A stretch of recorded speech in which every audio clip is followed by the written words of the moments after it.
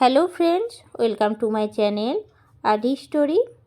আশা করি সবাই ভালো আছেন ও সুস্থ আছেন। আমার আজকের রেসিপি চচ্চড়ি। আজকে আমি ফুলকপির ডাঁটা দিয়ে চচ্চড়ি তৈরি করেছি। বাড়িতে ফুলকপি আনলে সেই ডাঁটাগুলো অনেক সময়ই আমরা ফেলে দিই। সেই ডাঁটা দিয়ে অসাধারণ চচ্চড়ি তৈরি করা যায়। দেখে নিন আজকের রেসিপিটা। কেমন লাগলো অবশ্যই আমাকে কমেন্ট করে জানাবেন। কপির ডাঁটা চচ্চড়ি করার জন্য আমি কিছু সবজি কেটে নিয়েছি কুমড়ো, আলু, বেগুন, মূলো আর তার সাথে কপির ডাঁটাগুলো। ফুলকপির ডাঁটাগুলো কিন্তু একদম সরু সরু করে আমি কেটে নিয়েছি। অন্যদিকে জল গরম করতে দিয়েছি। জলটা যখন গরম হয়ে যাবে দিয়ে দিচ্ছি কেটে রাখা ফুলকপির ডাঁটাগুলো। ভালো করে সেদ্ধ করে নেব। অন্যদিকে কড়াই চাপিয়ে নিয়েছি আর কড়াইয়ের মধ্যে দিয়ে দিলাম সর্ষের তেল। ফোড়নে দিয়ে দিচ্ছি কালো জিরে হাফ চামচ আর একটা শুকনো লঙ্কা। ভালো করে ফোড়নটা রেডি করার পরে দিয়ে দিচ্ছি কেটে রাখা আলুটা ভেজে নেব। আলুটা ভাজা হতে হতে এর মধ্যে দিয়ে দিচ্ছি কেটে রাখা মূলো। আলু আর মূলো 5 মিনিটের মতন ভালো করে নাড়াচাড়া করে নেওয়ার পরে দিয়ে দিচ্ছি আমি কেটে রাখা কুমড়োটা একটুখানি বড় বড় করে আমি কেটেছি। কুমড়োটা দিয়ে নিয়ে ভালো করে নাড়াচাড়া দিচ্ছি।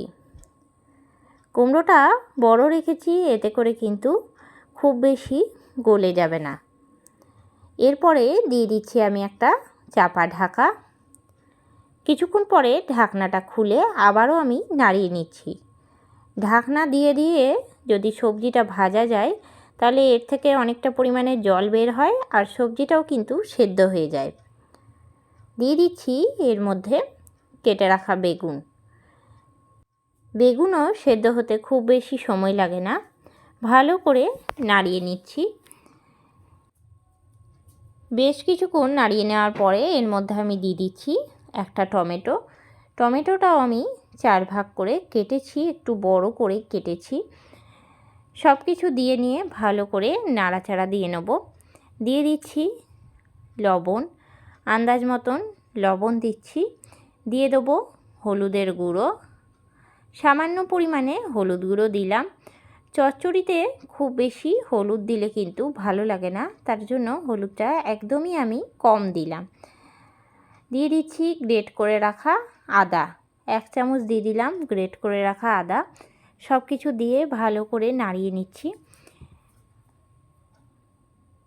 দিয়ে দিচ্ছি একটা চাপা ঢাকা। বেশ কিছুক্ষণ পরে আবারও ঢাকনা খুলে ভালো করে নাড়িয়ে নিচ্ছি। দিয়ে দিচ্ছি আগের থেকে সেদ্ধ করে রাখা ফুলকপির ডাঁটাগুলো। ফুলকপির ডাঁটাগুলো সেদ্ধ হতে একটুখানি বেশি সময় লাগবে, তার জন্য যদি আগে থেকে সেদ্ধ করে নেওয়া হয় তাহলে কিন্তু রান্নাটা হতে বেশি সময় লাগে না আর ডাঁটাগুলো একদম সুসিদ্ধ হয়। ডাঁটাগুলো দেওয়ার পরে সব কিছু দিয়ে ভালো করে নাড়িয়ে নিচ্ছি। এরপরে একটা পেস্ট তৈরি করে নিয়ে নিচ্ছি কালো সর্ষে 3 চামচ, দিয়ে দিলাম 2টো কাঁচা লঙ্কা, সামান্য জল দিয়ে বেটে নিচ্ছি। অন্যদিকে সবজিগুলো পুরোপুরিভাবে সেদ্ধ হয়ে গেছে। ভালো করে নাড়িয়ে নিচ্ছি। দিয়ে দিচ্ছি পেস্ট করে রাখা সর্ষে আর কাঁচা লঙ্কাটা, দিয়ে নিয়ে ভালো করে নাড়িয়ে নেব।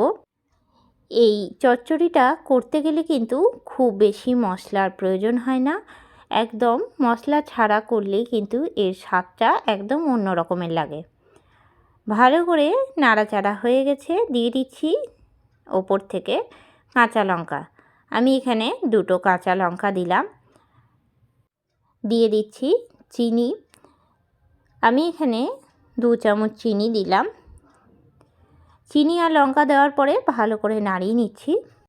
চচ্চড়ি একটুখানি মিষ্টি মিষ্টি করলেই কিন্তু এর স্বাদটা খুব ভালো লাগে। তৈরি হয়ে গেল আমার আজকের রেসিপি ফুলকপির ডাঁটা দিয়ে চচ্চড়ি। কেমন লাগলো আজকের এই রেসিপিটা অবশ্যই আমাকে জানাবেন। আপনারাও এইরকমভাবে একবার বাড়িতে তৈরি করবেন, আশা করি খুব ভালো লাগবে। নামাবার আগে ওপর থেকে দিয়ে দিলাম কাঁচা সর্ষের তেল 1 চামচ। ভালো করে নাড়িয়ে নিচ্ছি। তৈরি হয়ে গেল আমার আজকের রেসিপি চচ্চড়ি। ডিশের মধ্যে রেখে পরিবেশন করছি। গরম ভাতের সঙ্গে এরকম চচ্চড়ি খেতে কিন্তু দারুণ লাগে।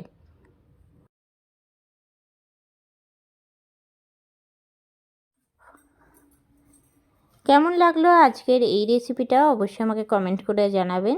রেসিপিটা ভালো লেগে থাকলে লাইক করবেন, শেয়ার করবেন।